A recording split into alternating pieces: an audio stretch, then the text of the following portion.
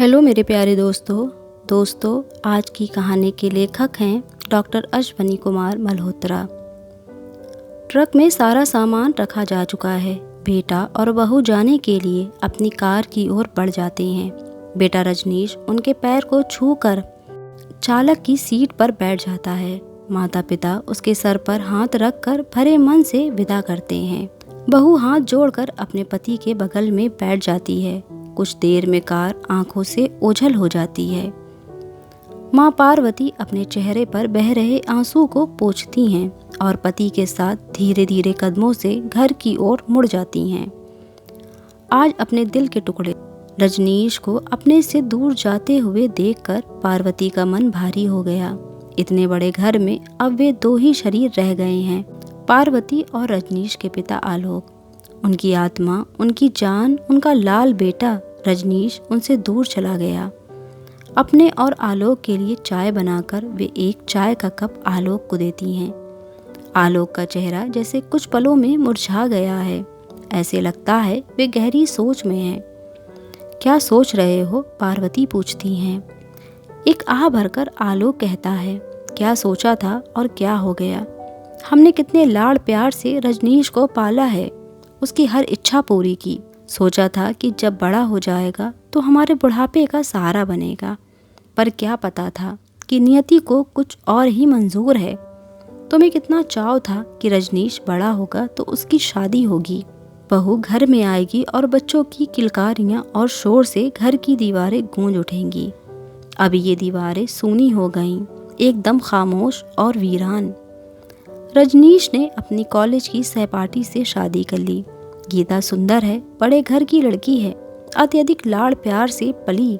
उसके व्यवहार में अहंकार और आक्रोश भर गया है।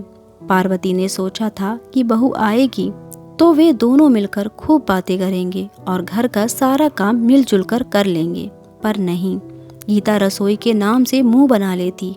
पार्वती का हाथ तो क्या बांटती, उसका गीला तौलिया तक तो रजनीश सूखने डालता है। गीता को ना रसोई ना घर के किसी काम में रुचि है। उसे तो क्लब और होटल में अपनी सहेलियों के साथ ताश खेलने का शौक है। हर दूसरे दिन उनके घर में पार्टी होती जिसमें मांस और शराब का सेवन होता।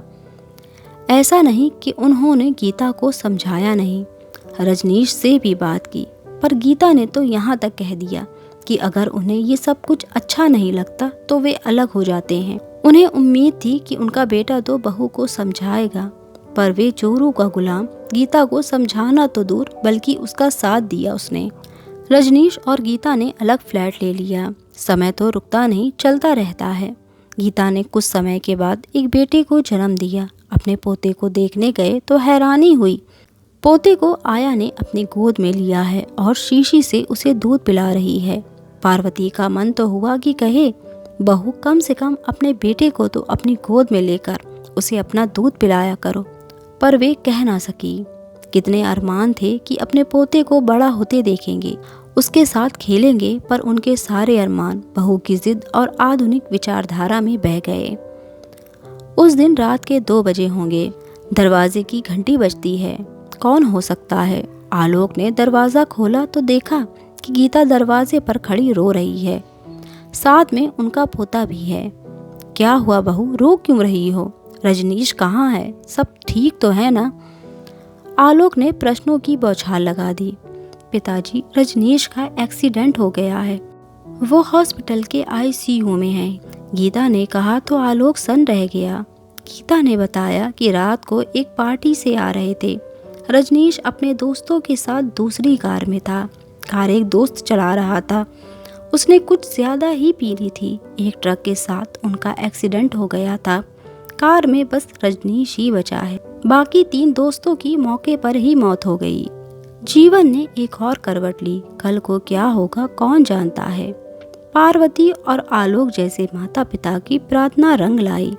रजनीश 3 महीने के बाद जब हॉस्पिटल से घर आया तब आलोक और गीता बोले, बेटा अब हम चलते हैं, अपना ध्यान रखना। गीता बोली, हमें नहीं, साथ लेकर जाएंगे। आलोक और पार्वती ने उन्हें अपने गले से लगा लिया।